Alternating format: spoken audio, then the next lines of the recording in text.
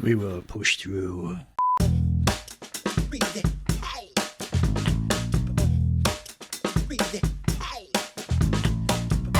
Hey guys, welcome to another episode of the Remind podcast. I'm Dr. Ashleigh Moreland from the floor of my bedroom today, joined by David Masterton, my co-host, and today we are going to a listener letter. This is an Am I the Eep Beep hole. So I'm going to read this out and then we're going to have a chat about it. This is so big. Hey guys, after a recent family gathering, I found myself questioning my parenting. When we were saying goodbye, my 5-year-old didn't want to hug their grandparents. They pulled back and said, "No, I don't feel like hugging them." And I gently said, "That's okay, you don't have to," and I helped them wave goodbye instead. Later, my mum pulled me aside and said I was raising my kid to be rude and disrespectful. She told me that children need to learn manners and that I'm letting them get away with too much. My dad agreed, saying I was being too soft and that in their day, you didn't get a choice. Now I'm stuck. I want to respect my child's boundaries and teach them that they have autonomy over their body, but I also don't want to create conflict with my family or feel judged every time we visit. Am I the asshole for not making my child hug their grandparents?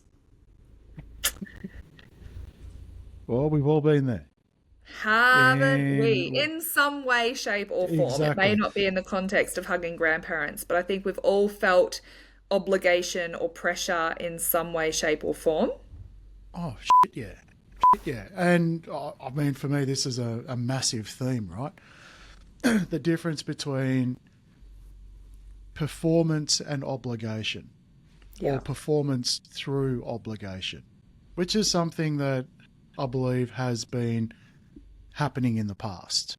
Yeah. That, and if we had to, like, I'm assuming that's all that we've got, right? So Yeah. That's there's not the there's not only much, there's not context. much more. But Don't let's know just if they're assume, interstate, because like for us, for example, all of our family is interstate. And so as much as they love our kids, the reality is our kids don't really know them. hmm, As they're getting older, they do. But when they were younger, they were complete strangers. They would be someone that we would see once or twice a year, and outside of that, didn't really know who they were. So hmm.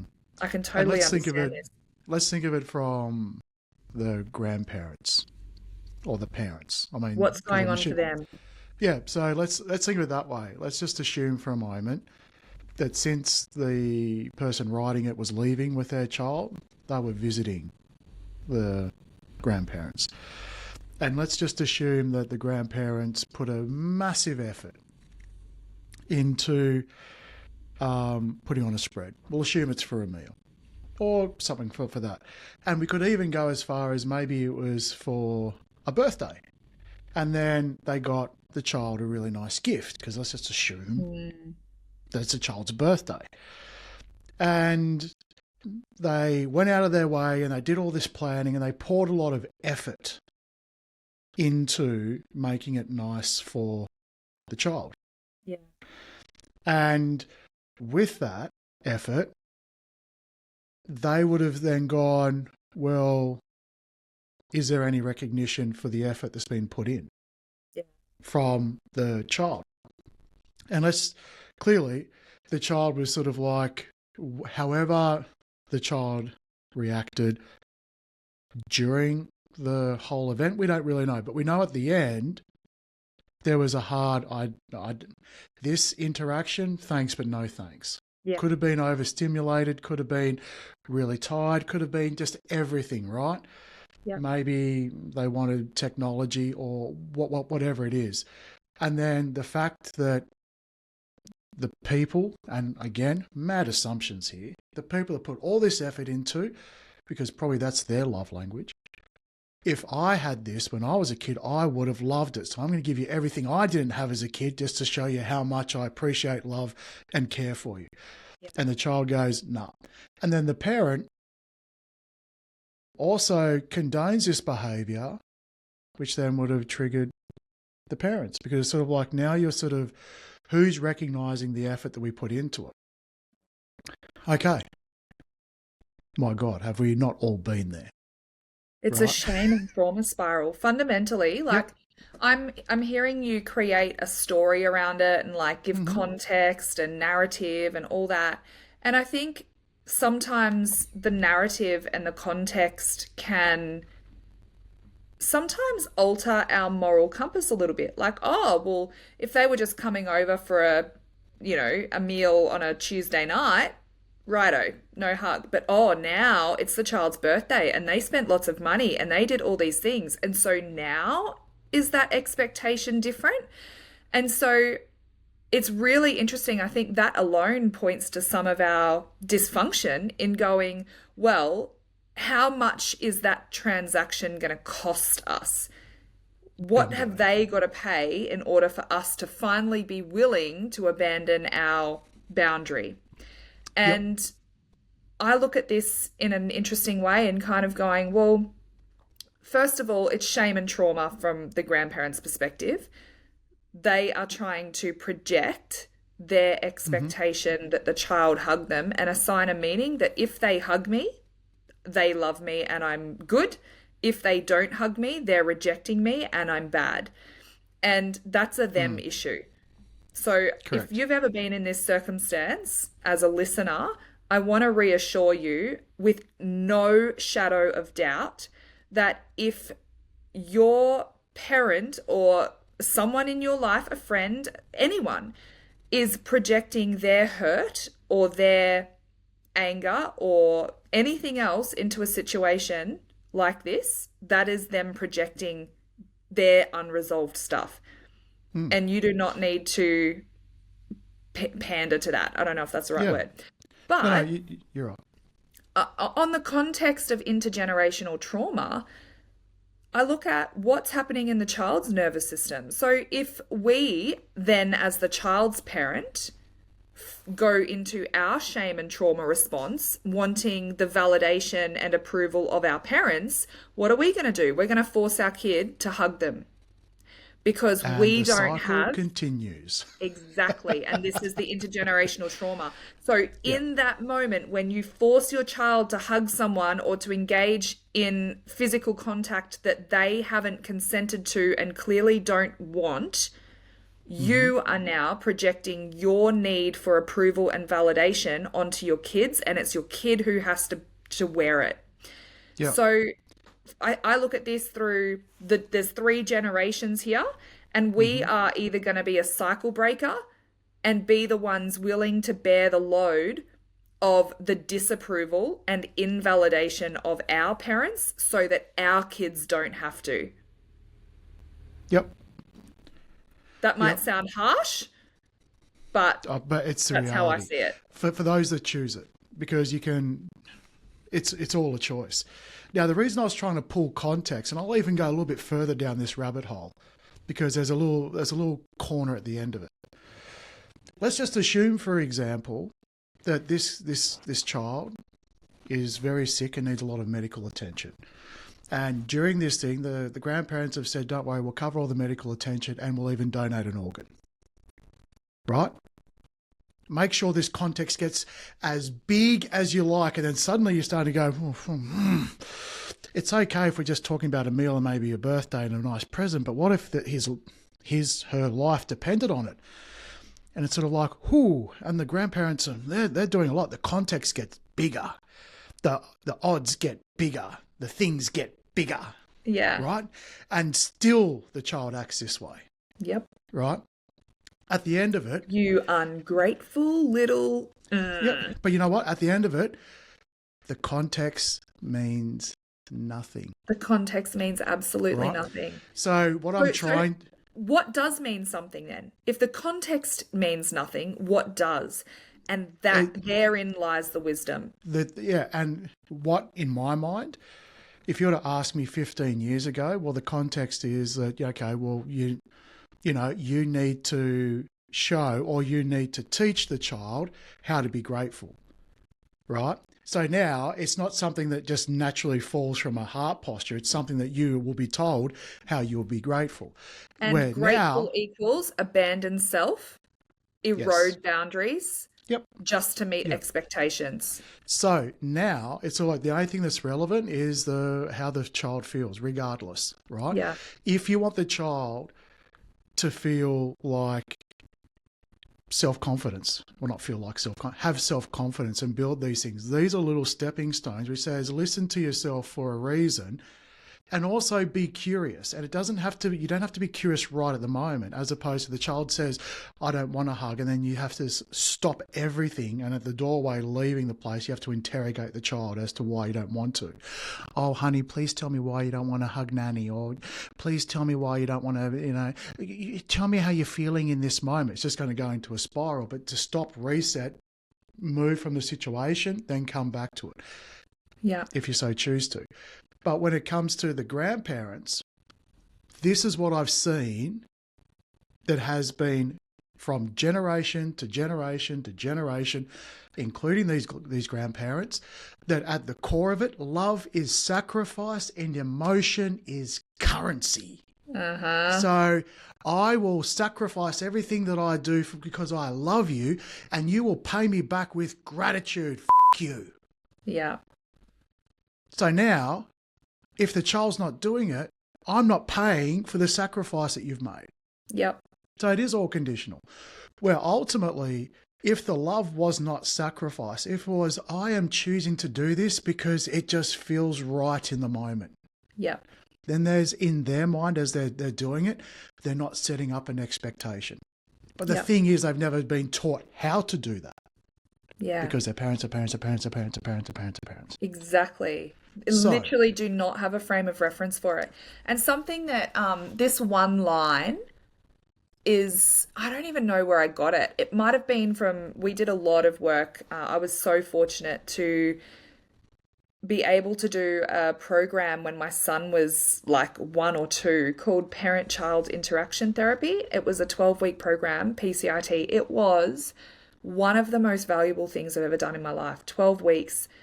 And I have a feeling I got it from there. Otherwise, I read it in a book or read it on a meme somewhere, who knows. But it stuck with me, and it was just a literal script of what to say.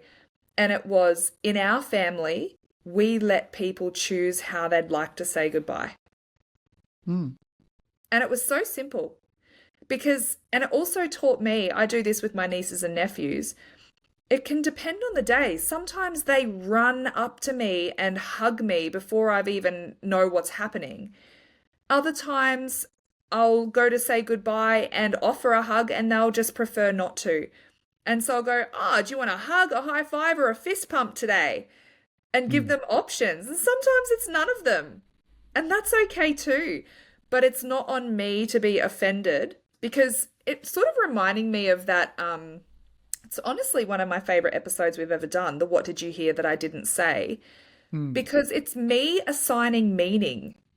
If they hug me versus fist pump me versus don't do anything at all, don't want to acknowledge me at all that day, if I assign a meaning to it, that's on me. That's my programming. That's my lens. That's my unresolved stuff. Because the reality is, maybe the kid's sick and actually they're doing me a favor not hugging me, because then they're not giving me their germs. And their parents said, you've got to keep your distance because we don't want to make anyone sick. Imagine if that was the real meaning, they weren't hugging me. And here I am in my head building it up to be that they're an ungrateful little turd.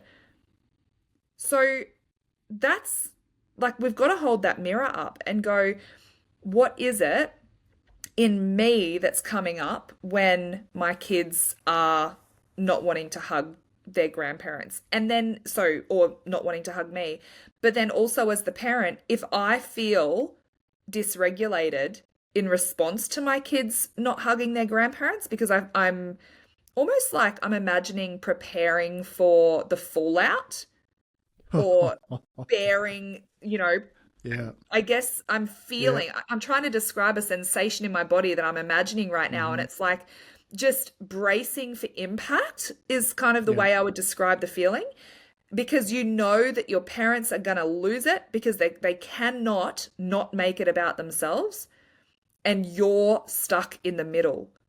Well, so you either Yeah, and they'll shame you, right? Yes. They'll shame you, they'll shame the kid, or even worse, they won't even they'll say, I'm not blaming the kid, I blame you. Yeah. You're the one that's doing it. So You're not it's forcing them to hug me. exactly, what sort of child are you raising, Yep. right? It's the bullshit that sort of comes out of, you know, I can't manage my emotions because I was never taught to. Yeah. But I'm not going to be accountable for that. I'm going to make it all the reasons why you're the problem. Yeah, 100%. And then flip it and gaslight it and, you know, but I also do find in my own personal experience that people that do this will show a very different personality in public. And now imagine this happens in public, right? The child doesn't want a hug from the grandparent. And there's people watching. Good chance that that grandparent will play a very different role in public and crucify you Yeah. in private because they want to be seen as the nice person. Yeah, possibly. And that's so I would say that's narcissistic behavior. So narcissistic behavior is where everything is about you. The whole world revolves around you or around the person. But I want to make the point that that narcissistic behavior, although it is toxic, is a trauma response. 100%. Their whole entire sense of meaning is outside of themselves. And so if anything is not, doesn't feel safe or is not affirming their existence, it becomes an attack. So yeah, taking things personally. From an emotional intelligence perspective, the capacity to not take things personally is a very, very high up there aspect of emotional intelligence. Yeah, I'll let you know if I get there. Working on it. Yeah, in progress. Yeah. But this is exactly the thing. Every time we talk about the parents, we're not talking about this as to sort of say the person that's acting this way is doing it because they're a bad person. No. They were never taught. However, to allow that to still continue just because they don't know any better and they're still a good person and they're trying, it doesn't stop the damage that that behavior has on you as a parent or you as a grandchild. 100%. Because basically what they're saying is, I don't care what's going on. I just need to know that whatever I'm doing is right. And the only way I can do that is if you keep on towing the line. Don't you dare change. Don't you dare change, because now I have to question myself. I don't like it. I never got the ability to change myself or challenge it. Well, actually you did. You just chose not to. Yeah. And so they're coming at it from a place of being scared. They're coming at it from a place that they were never helped. Totally. And trauma response. All of that doesn't make it okay though. So no. And this, can we make this the nail in the coffin for this episode? That just because you can understand someone's pain, just because you can see where it's coming from, it might be coming from their past trauma, it might be coming from mental illness, it might be coming from circumstance or context. It doesn't make it okay. It doesn't make it okay. And so, yes, it might be because they've experienced past trauma and it's not okay. And you need to be able to meet that not okayness for the reality of it not being okay. And this, I think I'm getting so passionate about this because this is the lesson I've been moving through this year. That I can have compassion for someone and their behavior is still not okay. And if I continue to allow their dysfunction in my life because of my guilt, because of my fear, because of my worries, then that's on me.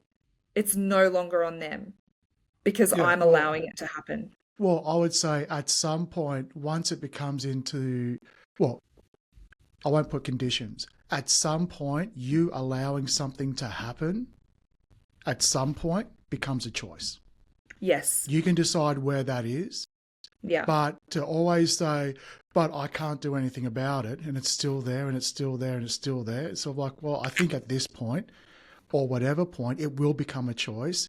You Yeah. just don't want to deal with the consequences or the fear or whatever it is. Now, I'm not saying that that choice is an easy choice. If it was easy, you'd be out of it. Absolutely. But, you know, when you are sometimes standing up to this patterning and this cycle, then you do have a choice. Stay comfortable within the cycle and have acceptance, while if your soul is grinding you to go the other way, you can deal with that. Yeah. Or the other bit is you have to start to go with where your soul's taking you, and you have to grind the external world, Yeah. those closest around you. Yeah. But it's not a pleasant situation for everyone involved. But I would say, for my final bit, I love what you said about before. We choose how to say goodbye. Yeah. I would like to sort of say, how about, you know, people in this house get get to choose, full stop, right? Yeah. And so they get to choose how they show up. They get to do all that. It doesn't mean there's not teachable moments. It doesn't mean it's a free-for-all. It doesn't mean that chaos should reign because you give your 5-year-old the choice to pick breakfast. Anything's possible, Yeah. right? But to sort of, when it comes to their emotion, they get to choose how they feel. That's a big one. Yeah. And it's a reasonable request for the people around that child to not make it about themselves. If you start to find that there's performance and obligation in the relationship, look at the room. Are you in the right room? Yeah.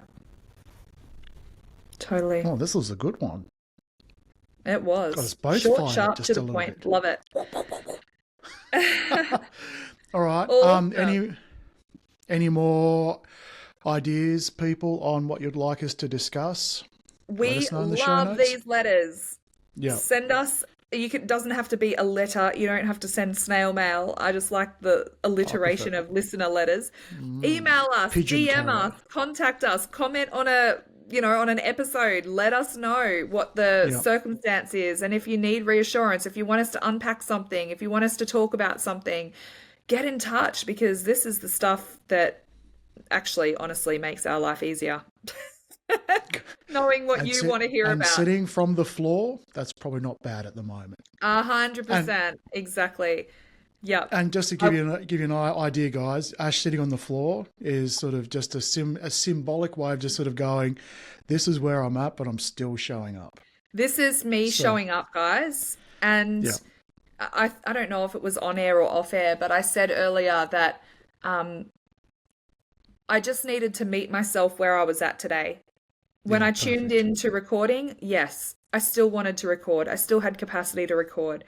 And the context of this is I'm about to put my dog down, and he was laying on the floor next to me. And so I was choosing, did I still want to show up today? Yes, I did. But I wanted to show up and be able to be near to him. Then he abandoned me anyway. He just walked out. So Oh, big words. Jesus. what was I saying about making it about me? Well, there you go. There you go, kiddos. That's exactly what funny. not to do. Yes, exactly. No, so he All right. he went and when the He other went and dog found left, his, yeah. he went and found his friend. So that's okay. So it doesn't always have to be highly curated and performative. No, I think is probably Just show up. another key part about this episode. yeah. But we better stop before we start adding more keys to I this know episode. that might need to All be right. a next step thing. All right, friends, take Till care. next week. See you soon. Au revoir. Bye.